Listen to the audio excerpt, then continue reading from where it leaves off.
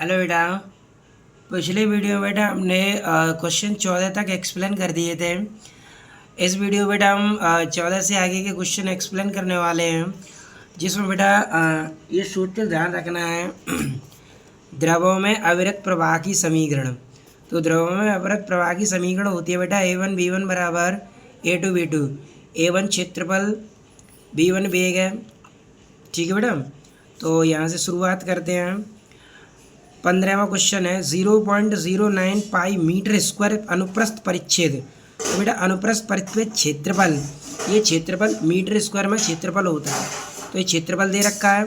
बेलनाकार पाइप में जल 1.0 मीटर बट्टे सेकंड, मीटर बट्टे सेकंड यानी B1 हो गया और ये A1 हो गया। यदि पाइप का व्यास घटाकर आधा कर दिया जाए, यानी उसने पाइप का व्यास घटाकर आधा कर दिया, तो उसमें जल प्रवाह की चाल क्या होगी, यानी V2 ज्ञात करना है हमें। B1 तो दे रखा है 1.0 मीटर पर सेकंड, V2 ज्ञात करना है। तो चलो क्या करते हैं बेटा ज्ञात। तो यहाँ पर बेटा हमें A दे रखा है 0.09 पाई मीटर स्क्वायर, B1 दे रखा था 1.0 मीटर, V2 ज्ञात करना है।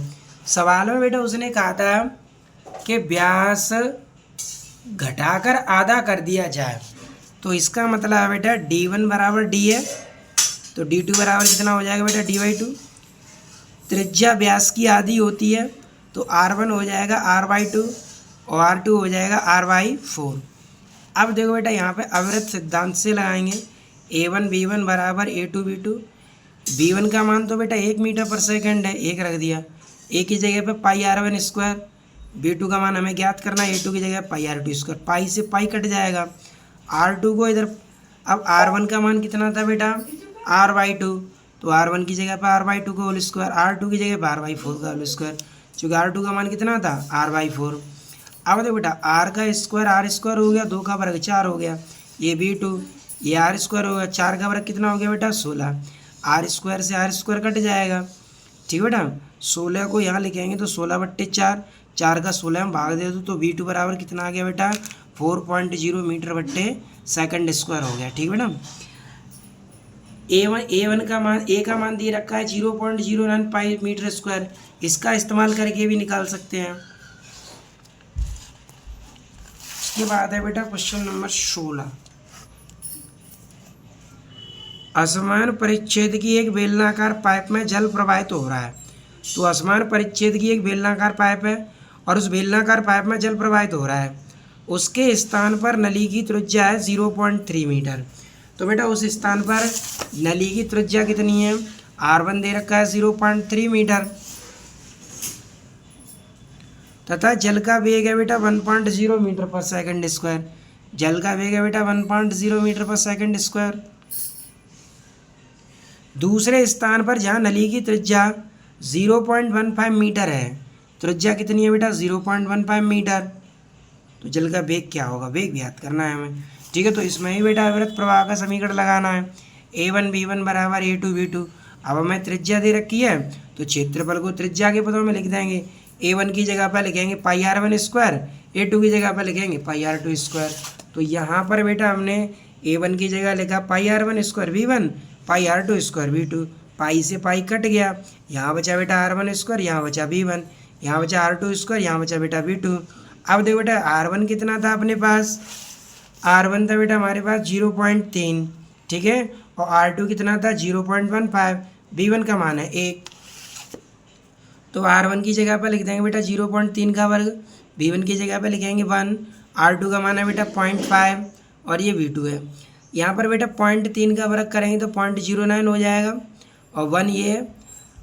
0.15 का वर्ग है, इसे हमने 0.15 इंटू 0.15 लिख लिया। ठीक है बेटा, अब बेटा ये वाली संख्या इधर पक्षांतर करेंगे तो इसके बट्टे में आ जाएगा, इसको इधर पक्षांतर करें बट्टे में आ जाएगा 9 के। इसमें 0.12 2 अंक बाद है, इसमें भी तो पॉइंट से पॉइंट इसका हट जाएगा, 9/15 इधर 0.15 बचा। 15 का 15 में गुणा करेंगे 225 हो जाएगा। 0.2 अंक बाद है, 2 अंक बाद पॉइंट लगा दिया।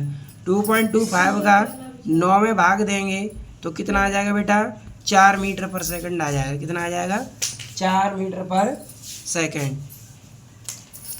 इसके बाद है बेटा क्वेश्चन नंबर 17।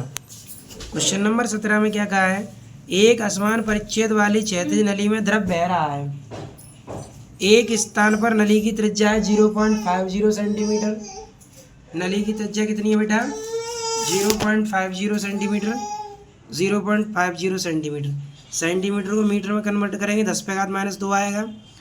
पॉइंट को एक अंक पीछे कर दें तो घात एक और बढ़ जाएगी, तो 5.0 गुणा 10⁻³ मीटर हो जाएगा। ठीक है बेटा। फिर इसके बाद कहा उसने द्रव का वेग है 25 सेंटीमीटर पर सेकंड। तो वेग कितना है बेटा? 25 सेंटीमीटर पर सेकंड। सेंटीमीटर को मीटर में लिया तो 25 गुणा 10⁻⁻2 मीटर पर सेकंड स्क्वायर हो जाए सेकंड हो जाएगा। फिर कहा है इसने एक अन्य स्थान पर जहाँ द्रव का वेग है 4 सेंटीमीटर पर सेकंड, तो दूसरे स्थान पर वेग कितना है? 4 सेंटीमीटर पर सेकंड। सेंटीमीटर को मीटर में लाए 4 गुणा 10⁻⁻2 मीटर पर सेकंड। R2 दूसरे स्थान की त्रिज्या पूछी है, तो बेटा वही फॉर्मूला लगाएंगे। द्रव के अविरत प्रवाह का समीकरण A1V1 बराबर A2V2। A1 की जगह पे πr1 square V1 πr2 square V2। पाई से पाई कट गया। R1 का मान कितना था बेटा? R1 का मान हमने ये लिखा है 5 गुणा 10⁻⁻3। तो R1 की जगह पर लिख देंगे 5 गुणा 10⁻⁻3। ये V1। R2 का मान कितना है बेटा? R2 का मान तो हमें ज्ञात ही करना है। V1 25 था, तो V1 की जगह रख दिया 25 गुणा 10⁻⁻2। R2 ज्ञात करना है, और V1 कितना है बेटा? 4 गुणा 10⁻⁻2। 4 गुणा 10⁻⁻2। अब देखो बेटा 10⁻⁻2 से -2 हट जाएगा। 4 को इधर पक्षांतर कर दो, 25 का 25 में गुणा करें 625। ये 10⁻⁻6। 625 बेटा 25 का वर्ग होता है, 4 2 का वर्ग होता है, तो ये हो जाएगा 25/2 गुणा 10⁻⁻3 का वर्ग। वर्ग से वर्ग हट गया, तो R2 बराबर हो गया 25/2 गुणा 10⁻⁻3। 2 का भाग दे देंगे 25 में, तो 12.5 गुणा 10⁻⁻3। अगर बेटा एक पॉइंट आगे बढ़ा दें तो 1.25 गुणा 10⁻⁻2 मीटर हो जाएगा। ठीक है बेटा। अगर इसे सेंटीमीटर में लिखें तो सेंटीमीटर लिख सकते हैं, 1.25 सेंटीमीटर हो जाएगा। इसके बाद है बेटा क्वेश्चन नंबर 18। क्वेश्चन नंबर 18 में बेटा क्या कहा है?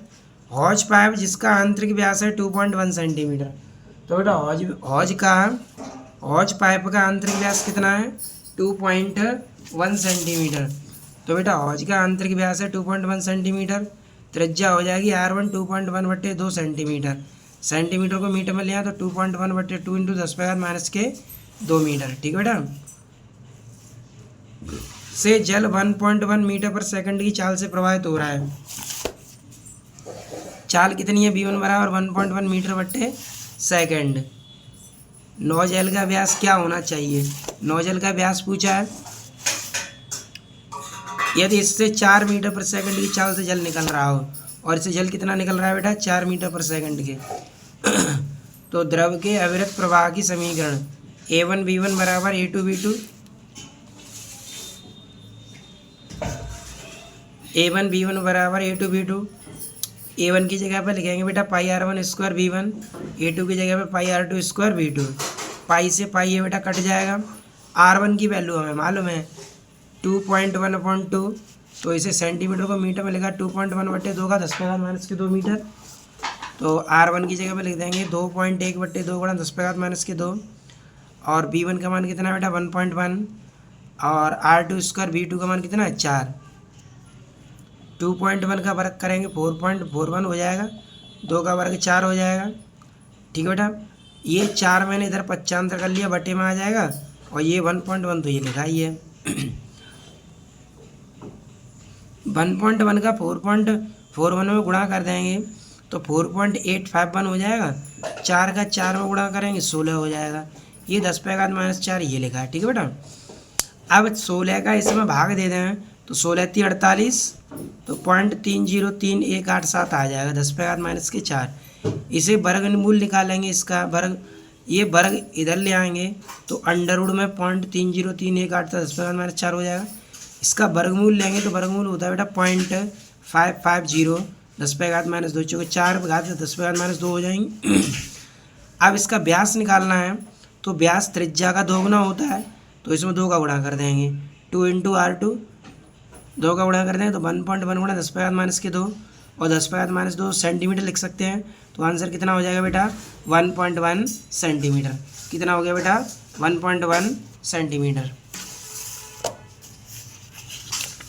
क्वेश्चन नंबर 19 है, असमान परिच्छेद की एक नली, एक क्षैतिज नली में जल प्रवाहित हो रहा है। एक स्थान पर नली की त्रिज्या 0.06 मीटर है। एक स्थान पर नली की त्रिज्या कितनी है बेटा? 0.06 मीटर। तो R1 का मान है बेटा 0.06 मीटर है। तो पॉइंट 1 2 अंक बाद लगा, पॉइंट को उठाओ 10 पे माइनस के 2 हो जाएंगे, 6 10 पे माइनस के 2 मीटर। ठीक है बेटा। फिर तथा जल का वेग है 0.16 मीटर बट्टे सेकेंड, और जल का वेग कितना है बेटा? V1 है 0.16 मीटर बट्टे सेकेंड। दूसरे स्थान पर नली की त्रिज्या 0.12 मीटर, जल के वेग की गणना कीजिए। तो त्रिज्या दूसरे स्थान पर कितनी है बेटा? 0.12 मीटर। पॉइंट को हटा देंगे 1 2, तो 12 गुणा 10 पे माइनस 2 मीटर हो जाएगा। V2 वेग पूछा है। तब द्रव के अविरत प्रवाह की समीकरण A1 B1 बराबर A2 B2। A1 की जगह पर लिखेंगे पाई R1 स्क्वायर V1, A2 की जगह पर पाई R2 स्क्वायर V2। पाई से पाई कट गया। R1 का मान कितना है बेटा? 6 गुणा 10 पे माइनस के 2, तो R1 की वैल्यू है 6 गुणा 10 पे माइनस 2 का वर्ग। B1 का मान कितना है बेटा? 0.16, तो B1 की जगह लिख देंगे 0.16। R2 का मान कितना है बेटा? 0.12 है, तो 12 गुणा 10 पे माइनस 2 हो जाएगा, तो 12 गुणा 10 पे माइनस 2 का वर्ग। V2 हमें ज्ञात करना है। ठीक बेटा। 6 का वर्ग कितना हो गया बेटा? 36, 2 दूनी 4, और ये 0.16। 12 का वर्ग कितना हो गया बेटा? 144, 2 दूनी 4। अब ये वाली संख्या बेटा इधर पक्षांतर कर देंगे, बट्टे में आ जाएगी। 144 गुणा 10 पे माइनस 4 इधर पक्षांतर करते बट्टे में आएगी। 36 से 144 काटेंगे, क्या बार कट जाएगा? 4 बार। ये बचेगा बेटा 0.16 बट्टे 4। माइनस की 4 घातों से 4 घातें हट जाएंगी। 4 का 16 में भाग दे दो, 0.04 मीटर बट्टे सेकेंड। ठीक है। तो बेटा V2 का मान कितना आ गया? 0.04 मीटर बट्टे सेकेंड। इसके बाद है बेटा क्वेश्चन नंबर 20, और क्वेश्चन नंबर 20 को लगाने से पहले बेटा यहाँ पर कुछ सूत्र ध्यान रखने हैं। जैसे बर्नौली का प्रमेय होता है P + 1/2 रो V स्क्वायर प्लस रो GH बराबर नियतांक। यहाँ पर P बेटा प्रेशर होता है, रो घनत्व होता है, V वेलोसिटी होती है, या रो घनत्व है, G गुरुत्वीय त्वरण है, H ऊंचाई है। क्षैतिज प्रवाह के लिए ये वाला रिलेशन लगाना है। दाब शीर्ष का सूत्र होता है बेटा P/F और रो G। वेग शीर्ष का सूत्र होता है V²/2G, और गुरुत्व शीर्ष होता है बेटा H। ठीक है। तो वेग शीर्ष V²/2G है, V वेग है, G गुरुत्वीय त्वरण है। तो बेटा हम शुरुआत करते हैं। एक क्षैतिज पाइप में जल का वेग शीर्ष दे रखा है 1.25 मीटर। जल प्रवाह का वेग ज्ञात करना, G का मान 10 है। तो ये सूत्र लगाना है हमें इसमें। तो देखो बेटा वेग शीर्ष कितना है अपने पास? 1.25 मीटर है। V ज्ञात करना, G कितना? 10 मीटर पर सेकंड स्क्वायर। तो वेग शीर्ष का सूत्र लगा देंगे बेटा V²/2G। वेग शीर्ष कितना है बेटा? 1.25, तो 1.25 V²/2। G का मान कितना है बेटा? 10 ही तो दिया था सवाल में। तो 10 दूने 20, तो क्रॉस मल्टीप्लाई कर देंगे, 20 का गुणा इसमें हो जाएगा। तो 1.25 इंटू 20, 0 से 0.1 पीछे आ जाएगा, तो 12.5 गुणा 2 कितना हो गया? 25। 25 कितने का वर्ग होता है? 5 का। तो V कितना आ गया बेटा? 5 मीटर पर सेकेंड। इसके बाद है बेटा क्वेश्चन नंबर 21। एक क्षैतिज पाइप में आदर्श द्रव प्रवाह का वेग 8 मीटर प्रति सेकंड है। तो आदर्श द्रव प्रवाह का वेग कितना है बेटा? 8 मीटर पर सेकंड। द्रव का वेग शीर्ष ज्ञात कर दिए। तो वेग V दे रखा है बेटा, G का मान 10 है, वेग शीर्ष ज्ञात करना है। तो V का मान कितना है बेटा? 8 मीटर पर सेकंड। वेग शीर्ष ज्ञात है, G 10 है। तो वेग शीर्ष का सूत्र है बेटा V²/2G। V का मान कितना है बेटा? 8, 2 G का मान है 10। 8 का वर्ग कितना हो गया बेटा? 64। ये हो गया 20। 20 का भाग दे दो, 3.2 मीटर हो जाएगा। तो वेग शीर्ष कितना हो गया बेटा? 3.2 मीटर। कितना हो गया बेटा? 3.2 मीटर। क्वेश्चन नंबर 22 है, असमान अनुप्रस्थ काट के क्षेत्रफल के क्षैतिज पाइप में एक सिरे पर जल का वेग है 0.4 मीटर पर सेकंड। तो बेटा एक सिरे पर वेग कितना है? V1 बराबर है 0.4 मीटर बट्टे सेकंड, तथा दूसरे सिरे पर यह 0.6 मीटर पर सेकंड के वेग से बाहर निकलता है। और दूसरे सिरे पर कितने वेग से बाहर निकल रहा है 0.6 मीटर पर सेकंड से। यदि पहले सिरे का दाब 1500 न्यूटन बट्टे मीटर स्क्वायर हो, पहले का दाब कितना है बेटा 1500 न्यूटन बट्टे मीटर स्क्वायर, तो दूसरे सिरे का दाब क्या होगा।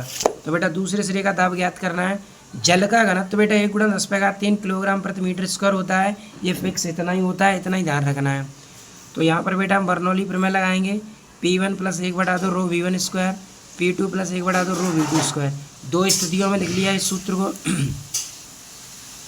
हमें P2 ज्ञात करना है, तो बेटा P1 को इधर पक्षांतर, P2 ज्ञात करना है तो इस वाले स्टेप को इधर पक्षांतर कर देंगे, तो V2 वाला माइनस में आ जाएगा, तो ये हो जाएगा 1/2 रो V1 square minus V2 square, और P1 ये रहा। P2 हमें ज्ञात करना है। अब P1 का मान कितना है बेटा 1500, 1/2 रो का मान कितना है 10⁻³ और V1 का मान कितना है बेटा 0.4 और V2 का मान है 0.6, तो 0.4 का वर्ग 0.6 का वर्ग, 0.4 का वर्ग कितना हो जाएगा बेटा 0.16, 0.6 का वर्ग हो जाएगा 0.36, 36 में से 16 घटा देंगे तो कितना बचेगा बेटा -0.20, 2 से 20 के बार कट जाएगा 0.10 बार, 10⁻³ को क्या लिख देंगे 1000, 1000 का इस 0.10 में गुणा करेंगे तो 2 0 से 2 अंक का पॉइंट हट जाएगा, तो 100 बचेगा इधर। 1000 का 0.10 में गुणा करेंगे कितना बचेगा 100। अब 1500 में 100 घटा दें कितना बचेगा 1400 न्यूटन बट्टे मीटर स्क्वायर। इस तरीके से बेटा हमारे 22 तक क्वेश्चन एक्सप्लेन हुए। आगे के क्वेश्चन अगले वीडियो में एक्सप्लेन करेंगे। Thanks for watching.